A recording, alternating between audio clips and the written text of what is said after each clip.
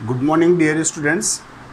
पिछली कक्षा में हमने पढ़ा था संरचना के आधार पर क्रिया रूप, और संरचना के आधार पर जो क्रिया रूप के अंतर्गत आने वाली जो क्रियाएं थी उसमें सहायक क्रिया थी, प्रेरणार्थक क्रिया थी, आज्ञार्थक क्रिया थी और साथ ही साथ अन्य क्रियाएं थी जो पूर्णकालिक क्रिया के रूपांतरण में बन करके जो संरचना के आधार पर क्रिया के अन्य भेदों को प्रयुक्त करती थी।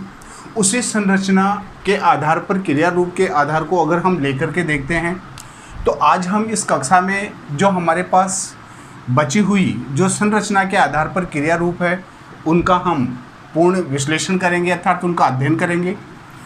उन संरचना के आधार पर जो क्रिया रूप थे उनमें बची हुई क्रियाएं हैं जिनका हम अध्ययन करने जा रहे हैं।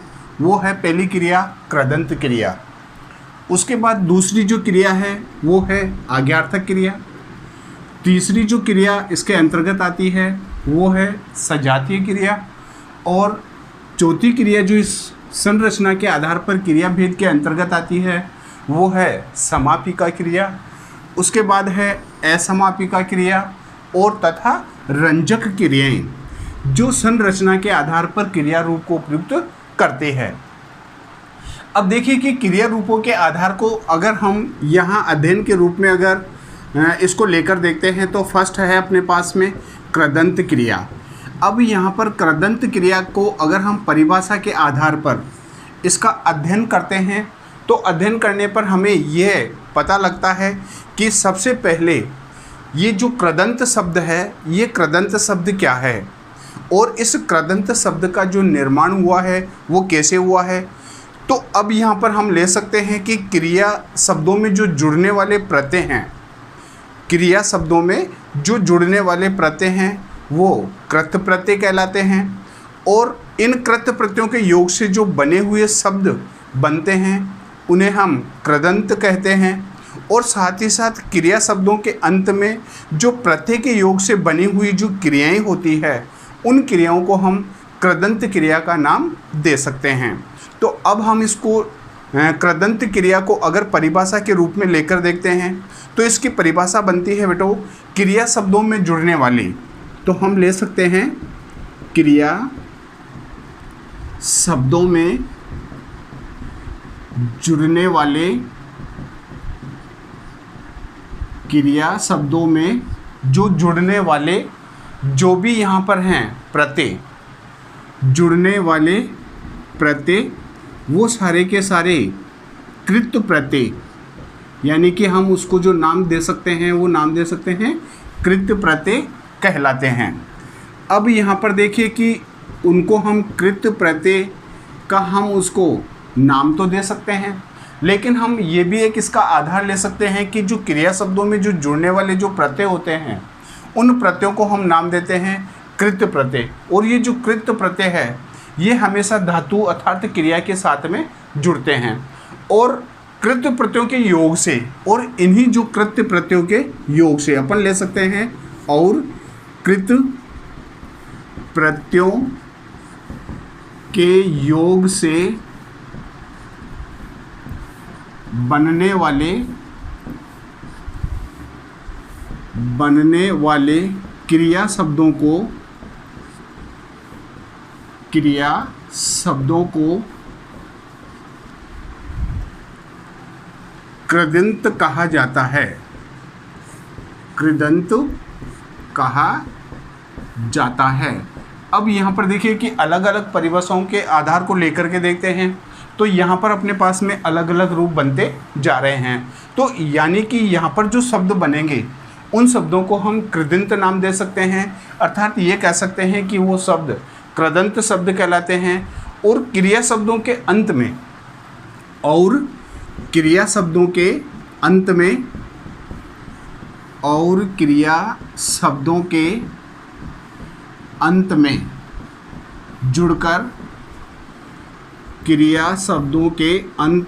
जुड़कर अब हम यहाँ पर ये दूसरा रूप ले सकते हैं कि जो अपने पास में क्रिया शब्द होंगे उन क्रिया शब्दों के अंत में ये जुड़ेंगे और क्रिया शब्दों के अंत में जुड़कर प्रत्यय के योग से, अब यहाँ पर अंत में जुड़कर प्रत्यय के योग से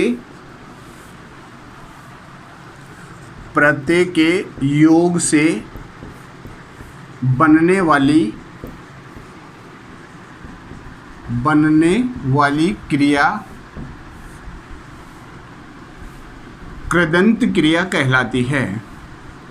कृदंत क्रिया कहलाती है।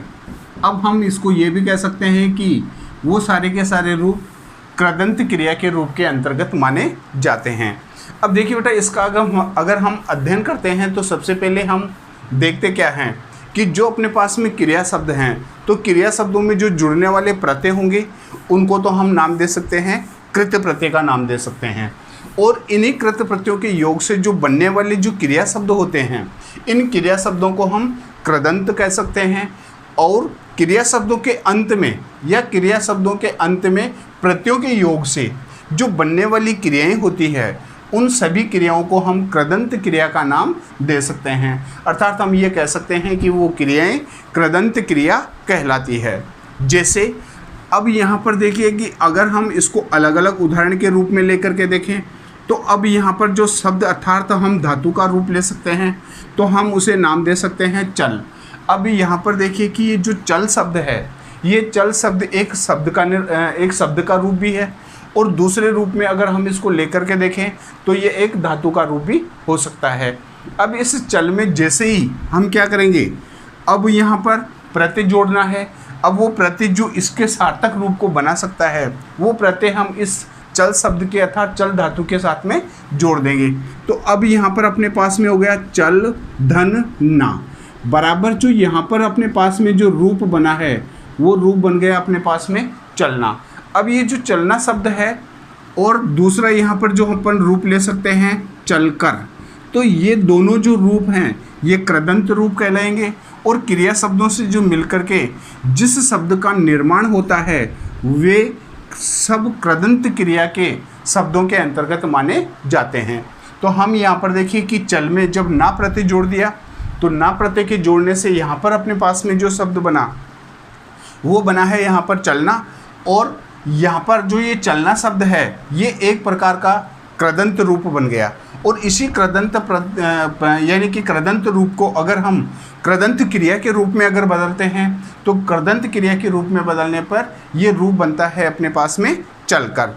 अब वैसे ही यहाँ पर अलग अलग धातुओं के रूप को अगर हम लेकर के देखते हैं, तो यहाँ पर जैसे लिख, अब इस लिख को अगर एक हम शब्द का नाम भी दे सकते हैं, तो दूसरा हम इसे धातु का नाम भी दे सकते हैं।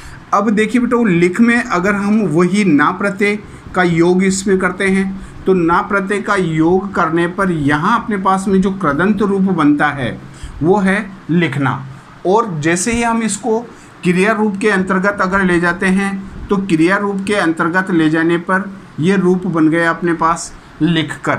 इसका मतलब जो ये लिखकर जो यहाँ शब्द बना है वो कृदंत क्रिया का शब्द बना है। अर्थात हम कह सकते हैं कि वह कृदंत क्रिया का रूप बन रहा है।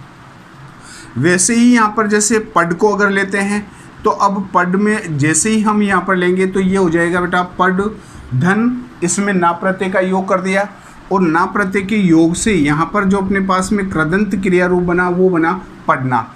और इसको जैसे ही हम कृदंत क्रिया के रूप में अगर लेकर जाते हैं, तो ये यहाँ पर अपने पास रूप बन गया पढ़कर। तो इस तरह के रूप जहाँ बनते हैं वो सब कृदंत क्रियाओं के अंतर्गत माने जाते हैं। अर्थात हम कह सकते हैं कि उसे हम कृदंत क्रिया कह सकते हैं। उसके बाद में बेटा दूसरी जो क्रिया अपने पास में आती है वो है आज्ञार्थक क्रिया। अर्थात दूसरे रूप में अगर हम आज्ञार्थक क्रिया को रूप को लेकर के देखते हैं, तो आज्ञार्थक के अंतर्गत ही इसकी परिभाषा समाहित है। तो हम यहाँ पर दूसरी क्रिया का बेटा अध्ययन कर रहे हैं, उस क्रिया का नाम है अपने पास में आज्ञार्थक। अब आज्ञार्थक का मतलब क्या है, यानी कि आज्ञा देकर के अर्थ को प्रयुक्त करने वाली जो भी क्रियाएं होती हैं वो सब आज्ञार्थक क्रियाओं के अंतर्गत मानी जाती है। तो आज्ञार्थक क्रिया हम अगर एक परिभाषा के रूप में अगर हम इसका अध्ययन करते हैं, तो ये होगा कि जिस क्रिया का प्रयोग आज्ञा के लिए, अनुमति के लिए और प्रार्थना आदि के लिए जहाँ किया जाता है वह आज्ञार्थक क्रिया कहलाती है। अब यहाँ पर देखिए कि आज्ञार्थक क्रिया को अगर हम परिभाषा के रूप में बदलते हैं, या यूँ कह सकते हैं कि आज्ञार्थक क्रिया किसे कहते हैं, तो यहाँ पर है कि जिस क्रिया का तो यहाँ पर हो जाएगा बेटा जिस क्रिया का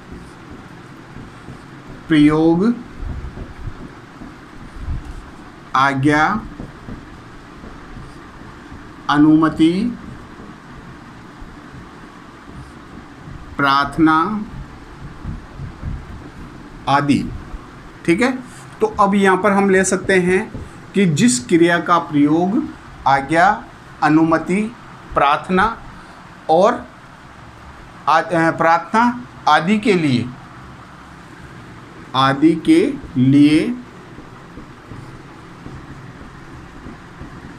किया जाता है, आदि के लिए किया जाता है, वह आज्ञार्थक क्रिया कहलाती है। वह आज्ञार्थक क्रिया कहलाती है। यानी कि हम ये कह सकते हैं कि वह आज्ञार्थक क्रिया होती है।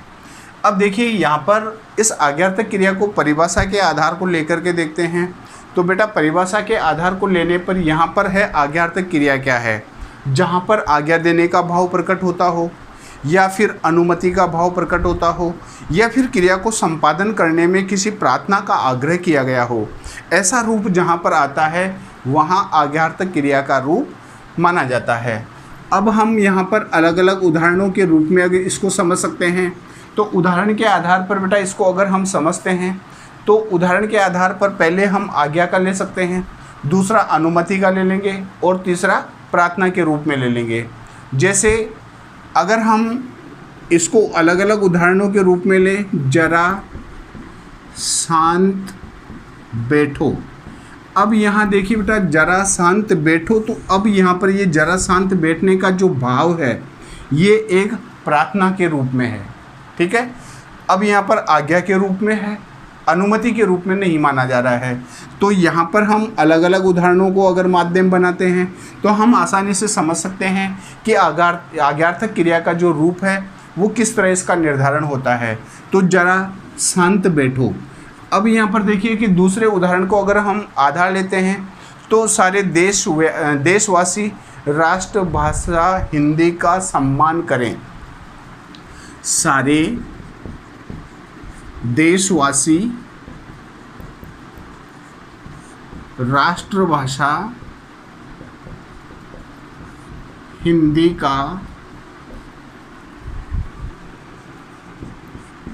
सम्मान करें। अब यहाँ पर देखिए बेटा ये दूसरा वाक्य है अपने पास में, सारे देशवासी राष्ट्रभाषा हिंदी का सम्मान करें। तो अब यहाँ पर ये भी एक आज्ञा का भाव प्रकट हो रहा है, अर्थात आज्ञा के रूपांतरण को प्रयुक्त कर रहा है। दूसरा यहाँ पर अलग अलग तरह के अगर हम उदाहरण लेकर के देखते हैं तो यहाँ पर तीसरा उदाहरण हम ले सकते हैं। तो यहाँ पर ले सकते हैं तुम सब विद्यालय चले जाइए। तुम सब विद्यालय चले जाइए। अब ये यहाँ पर आज्ञा का भाव प्रकट हो गया। तो इस तरह के रूप जहाँ पर भी बनते हैं वहाँ पर आज्ञार्थक क्रिया का रूप माना जाता है। अर्थात हम दूसरे रूप में ये समझ सकते हैं कि बेटा कहीं पर भी वाक्य में अगर आज्ञा, अनुमति या प्रार्थना का भाव जहाँ पर भी समाहित होता है वहाँ संरचना के आधार पर जो क्रिया भेद अपने पास में है वह आज्ञार्थक क्रिया का रूप माना जाता है। उसके बाद में बेटा नंबर 3 पर हम लेते हैं सजातीय क्रिया। अब यहाँ पर देखिए कि सजातीय क्रिया को अगर हम आधार बनाते हैं, अर्थात सजातीय क्रिया क्या है, से। अब यहाँ पर से का मतलब है सहित, और जातीय का मतलब होता है समान जाति के। अर्थात सजातीय क्रिया क्या है, तो सजातीय क्रिया का मतलब है जो समान जाति सहित अगर वाक्य में वो प्रयुक्त होते हैं वो क्रियाएं सजातीय क्रिया के अंतर्गत मानी जाती है। तो सजातीय क्रिया को अगर हम परिभाषा के रूप में लेकर देखते हैं तो जिस वाक्य में कर्म तथा क्रिया दोनों एक ही धातु से बनकर एक साथ प्रयुक्त होते हैं वे सजातीय क्रिया के अंतर्गत मानी जाती है। अब यहाँ पर देखिए कि सजातीय क्रिया क्या है, तो किसके आधार पर, कर्म तथा क्रिया दोनों ही, कर्म और क्रिया दोनों क्या है, एक ही धातु से बन करके और एक साथ प्रयुक्त होते हैं। तो हम इसको परिभाषा के रूप में ले सकते हैं कि जिस क्रिया में कर्म, जिस क्रिया में कर्म और क्रिया, कर्म और क्रिया दोनों एक ही धातु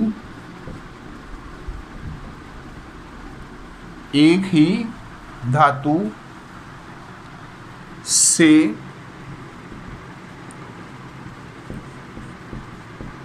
मिलकर, एक ही धातु से मिलकर या फिर बनकर भी ले सकते हैं। एक ही धातु, थोड़ा इजी बना दो इसको, एक ही धातु से बनकर, अब यहाँ पर मिलना अलग रूप हो जाएगा और बनकर अलग हो जाएगा, तो बनकर एक साथ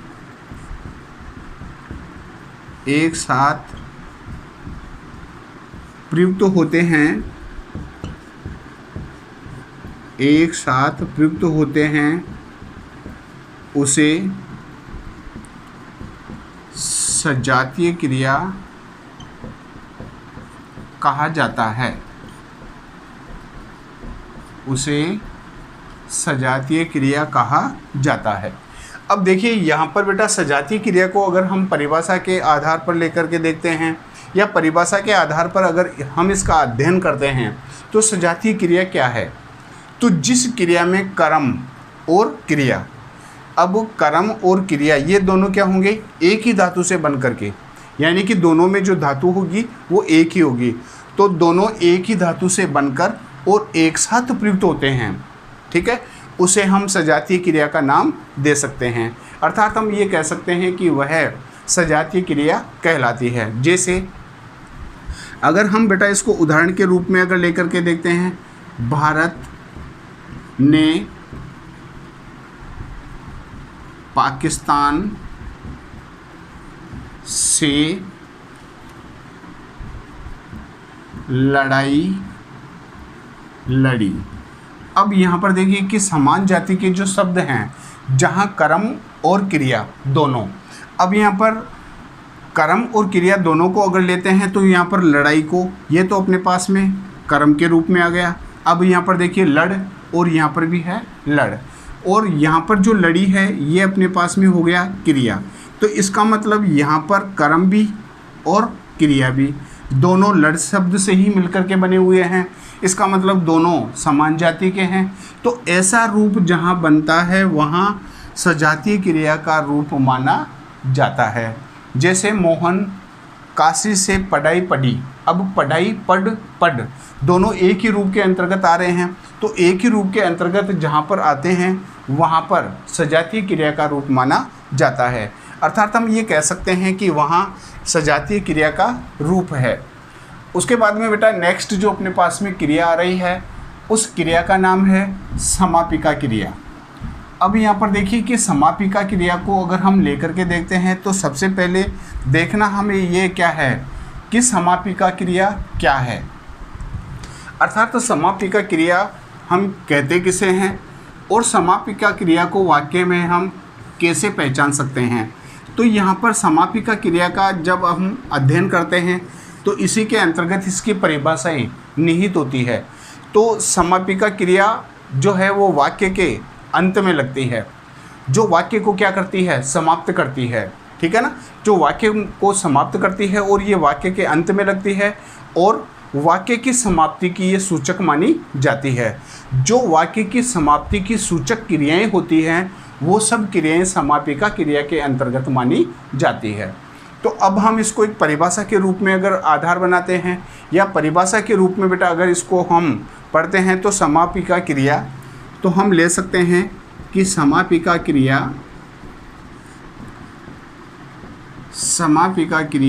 वाक्य के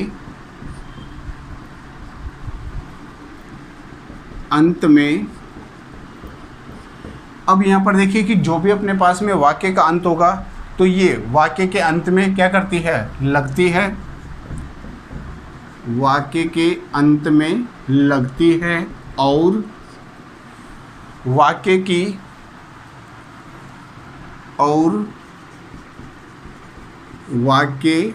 की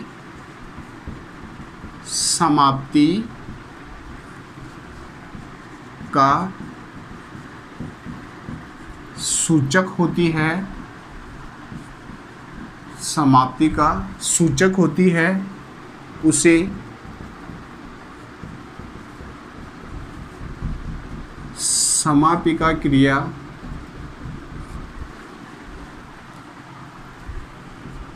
कहा जाता है,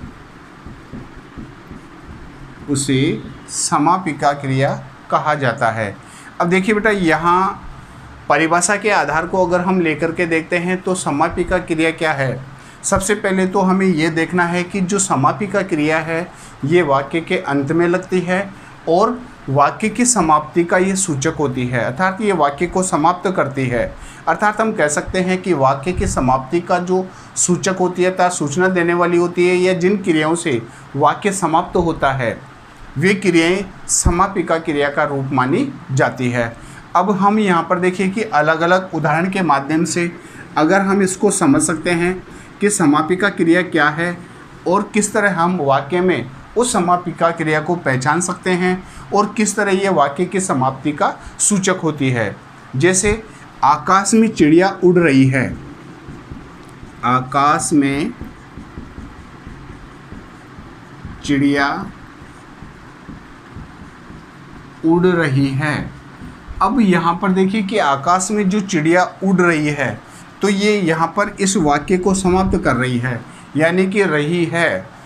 अब ये केवल वाक्य की समाप्ति का सूचक है। अब वाक्य की समाप्ति का सूचक एक सामान्य रूप भी हो सकता है, अर्थात एक सामान्य आधार पर भी हम इसका अध्ययन कर सकते हैं कि एक सामान्य क्रिया के रूप को भी प्रदर्शित कर सकती है। जैसे पका हुआ फल मीठा होता है, पका हुआ फल मीठा होता है। अब यहाँ पर देखिए कि ये जो मीठा होता है ये अपने पास में क्या है, ये क्रिया को समाप्ति का सूचक है, अर्थात ये कि वाक्य में क्रिया को समाप्त करता है, क्योंकि जब फल पक चुका है वो स्वाभाविक है कि वो मीठा होगा। तो इसका मतलब यहाँ पर ये वाक्य को समाप्त करने का सूचक प्रदर्शित हो रहा है। जैसे सीता खाना पका रही है। अब यहाँ पर देखिए कि सीता खाना पका रही है। अब यहाँ पर ये खाना पका रही है ये वाक्य की समाप्ति का सूचक हो गया।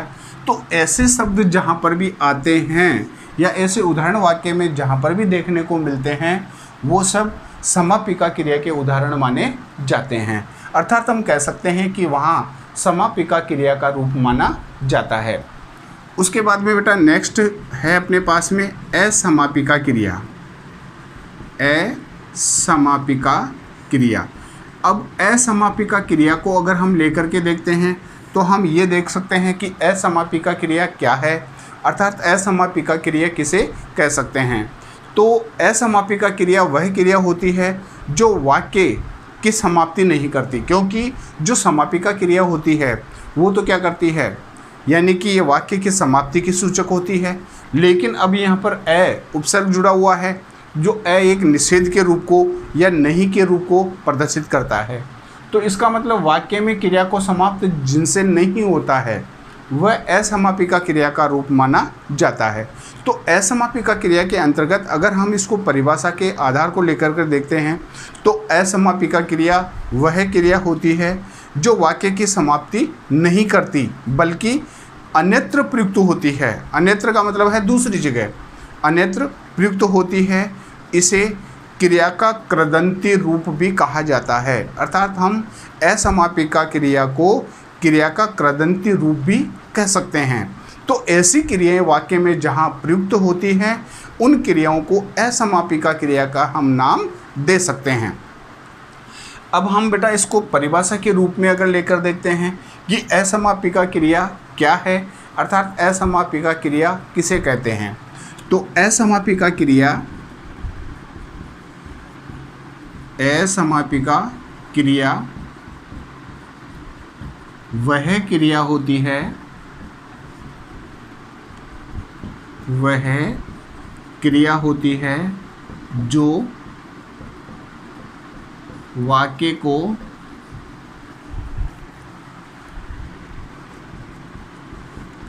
समाप्त नहीं करती, जो वाक्य को समाप्त नहीं करती बल्कि अन्यत्र प्रयुक्त होती हैं, बल्कि अन्यत्र प्रयुक्त होती हैं। और इसे क्रिया का जो रूप है अन्यत्र प्रयुक्त होती है, और इसी को ले सकते हैं हम, और इसे क्रिया का क्रयदंती रूप भी कहा जाता है। ऐसी जो क्रियाएं जहाँ होती है वो असमापिका क्रिया का रूप माना जाता है, अर्थात हम उसे असमापिका क्रिया कह सकते हैं। जैसे अगर हम अलग अलग उदाहरण के माध्यम से बेटा असमापिका क्रियाओं को या असमापिका क्रिया का अगर हम अध्ययन करते हैं तो यहाँ पर देखिए कि अलग अलग अपने पास में यहाँ रूप हो जाएगा, और अलग अलग रूप को अगर आधार लेकर के देखते हैं तो यहाँ पर हो जाएगा, जैसे वृक्ष पर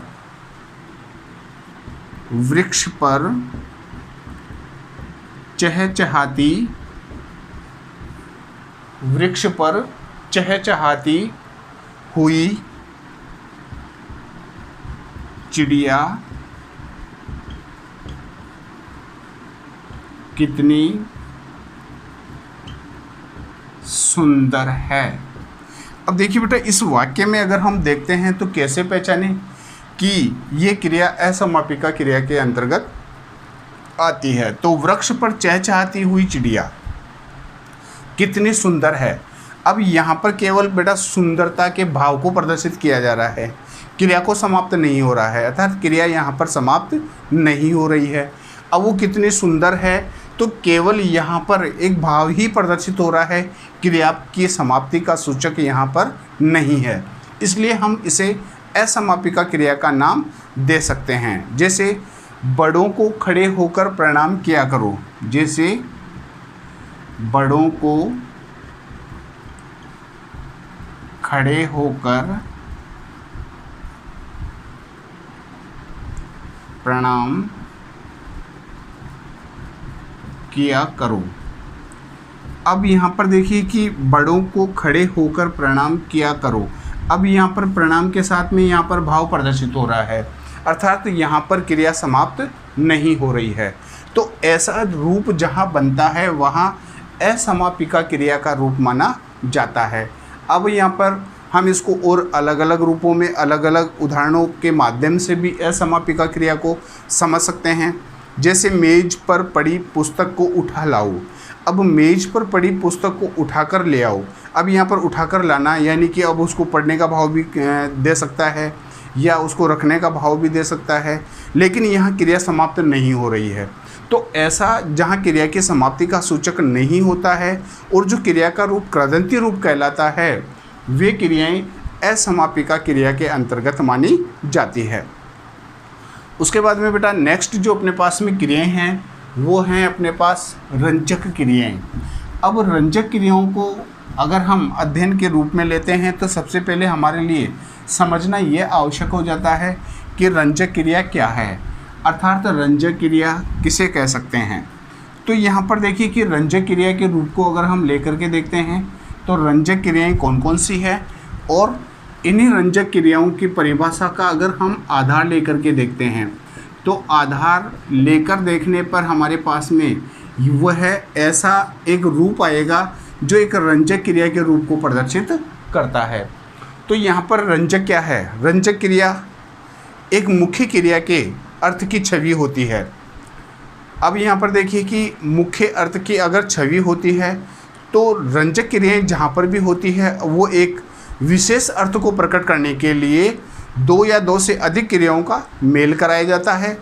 साथ ही साथ जो पहली क्रिया है वो मुख्य क्रिया होती है और जो दूसरी क्रियाओं का जो रूप होता है उसे हम सहायक क्रिया का नाम दे सकते हैं। साथ ही साथ यदि पहली क्रिया अकर्मक होती है तो संयुक्त क्रिया भी अकर्मक क्रिया की ही होती है, अर्थात उसकी जो सहायक क्रिया होगी वह भी अकर्मक क्रिया का, यानी कि हम ये कह सकते हैं कि अगर मुख्य क्रिया अकर्मक क्रिया के रूप में अगर आती है तो उसकी जो संयुक्त क्रिया होगी वो भी अकर्मक क्रिया के अंतर्गत ही मानी जाती है।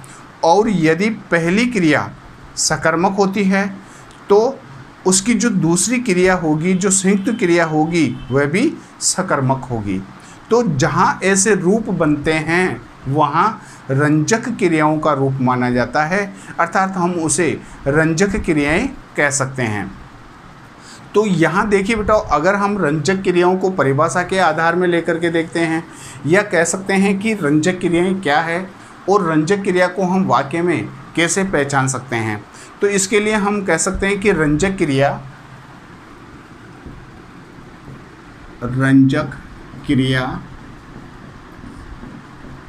मुख्य क्रिया।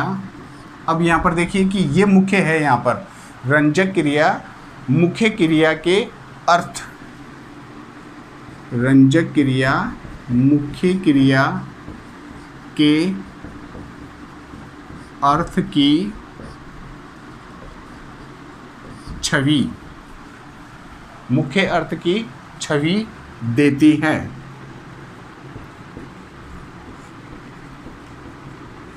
ठीक है, रंजक क्रिया मुख्य क्रिया के अर्थ की छवि देती है और रंजक क्रियाओं में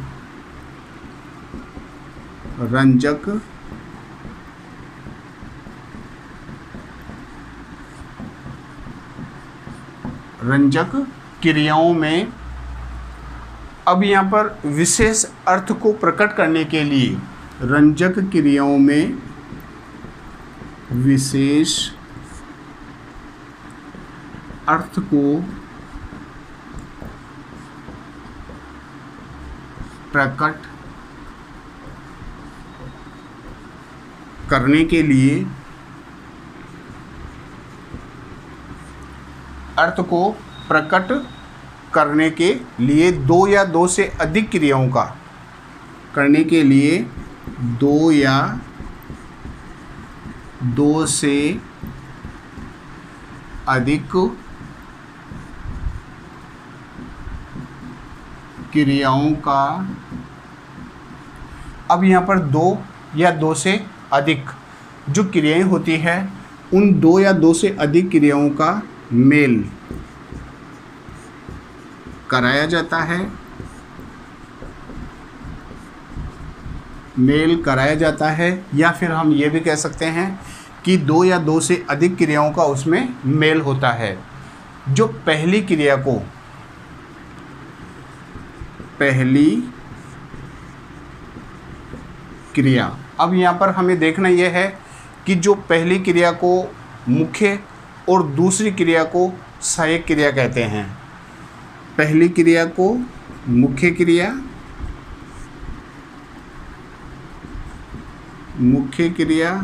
तथा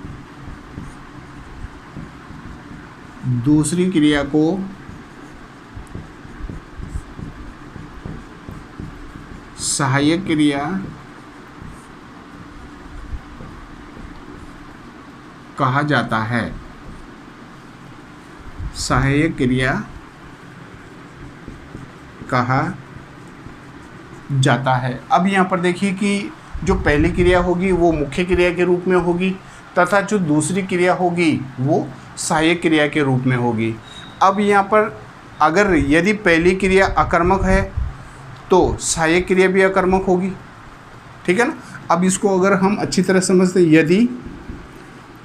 यदि मुख्य क्रिया अकर्मक होगी तो सहायक क्रिया भी या संयुक्त भी नाम दे सकते हैं हम इसको। तो संयुक्त क्रिया भी अकर्मक होगी, अकर्मक होगी। और यदि मुख्य क्रिया सकर्मक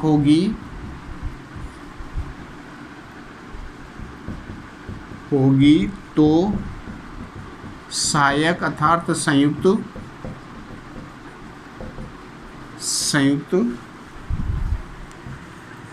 क्रिया भी सकर्मक होगी, सकर्मक होगी। अब देखिए कि यहाँ आप आसानी से समझ सकते हैं कि जो अपने पास में जो क्रियाएं हैं वो क्रियाएं अलग अलग रूप के अंतर्गत आती है। यदि मुख्य क्रिया अकर्मक होगी तो उसकी जो सहायक अर्थात जो संयुक्त क्रिया है वो भी अकर्मक होगी। और यदि मुख्य क्रिया सकर्मक होगी तो फिर उसकी जो सहायक है अर्थात जो संयुक्त क्रिया है वो भी सकर्मक होगी। तो ऐसी क्रियाओं का जहाँ रूपांतरण होता है वहाँ रंजक क्रियाओं का रूप माना जाता है, अर्थात हम उसे ये कह सकते हैं कि वो रंजक क्रिया के अंतर्गत माने जाते हैं। अब देखिए कि यहाँ पर बेटा इसको हम अलग अलग उदाहरण के रूप में समझ सकते हैं। तो अलग अलग उदाहरण के माध्यम को अगर लेते हैं तो यहाँ पर बहुत सारे ऐसे रूप हो सकते हैं जो हमें रंजक क्रियाओं को समझने में सहायक हो सकते हैं। जैसे माली को देखकर बच्चे दौड़ने लगे। अब यहाँ पर देखिए कि बच्चे दौड़ने लगे। अब यहाँ मुख्य क्रिया और सहायक क्रिया दोनों का यहाँ हमें अध्ययन करना है। तो अब दोनों का अध्ययन करते हैं तो ये दौड़ना और लगना ये यहाँ पर मुख्य क्रिया का काम कर रहा है, तो ये यहाँ पर संयुक्त अर्थात सहायक क्रिया का काम कर रहा है। तो यहाँ पर देखिए कि ये जो क्रिया होगी ये क्रिया यहाँ मुख्य क्रिया के रूप में काम करेगी और ये जो लगे हैं ये यहाँ पर सहायक क्रिया के रूप में काम करेंगे। तो ऐसा जहाँ पर रूप होता है वहाँ रंजक क्रिया का रूप माना जाता है। ठीक है, तो ऐसे दूसरे एग्जाम्पल को अगर हम लेकर के देख सकते हैं, समझ सकते हैं। जैसे माँ भिखारियों को रोटी दिया करती है। जैसे माँ भिखारियों को, अब यहाँ पर देखिए कि माँ भिखारियों को रोटी दिया करती है। अब यहाँ पर देखिए बेटा दिया और करती है, तो ये जो दिया है ये यहाँ मुख्य क्रिया के रूप में आ जाएगा और जो करती है ये यहाँ सहायक क्रिया के रूप में आ जाएगा। इसका मतलब यहाँ एक मुख्य क्रिया है। अब यहाँ पर दिया करती है देने को, अब किसको, भिखारियों को। अब ये को अगर आ गया तो ये जो क्रिया का रूप होगा ये यहाँ पर होगा सकर्मक रूप होगा। ठीक है ना। तो अब यहाँ पर देखिए कि ये भी सकर्मक क्रिया है और ये जो सहायक क्रिया होगी वो भी सकर्मक होगी। अगर यहाँ पर देखिए कि किसको देखकर, मालिक को देखकर, तो ये भी अगर सकर्मक क्रिया का रूप है तो यहाँ पर ये भी सकर्मक क्रिया के अंतर्गत आ जाएगा। तो ऐसे रूप जहाँ पर बनते हैं वहाँ रंजक क्रियाओं का रूप माना जाता है। यहाँ इस कक्षा में बेटा जो अपने पास में जो क्रिया रूप थे जो कर्म के आधार पर थे और संरचना के आधार पर थे, तो इन क्रिया भेदों का अर्थात क्रिया प्रकरण का हमने भली भांति अध्ययन कर लिया है। ये क्रिया प्रकरण है, ये अध्याय यहाँ पूर्ण हो गया है। अब एक नए अध्याय के साथ में फिर अगली कक्षा में आपके समक्ष उपस्थित होंगे। धन्यवाद।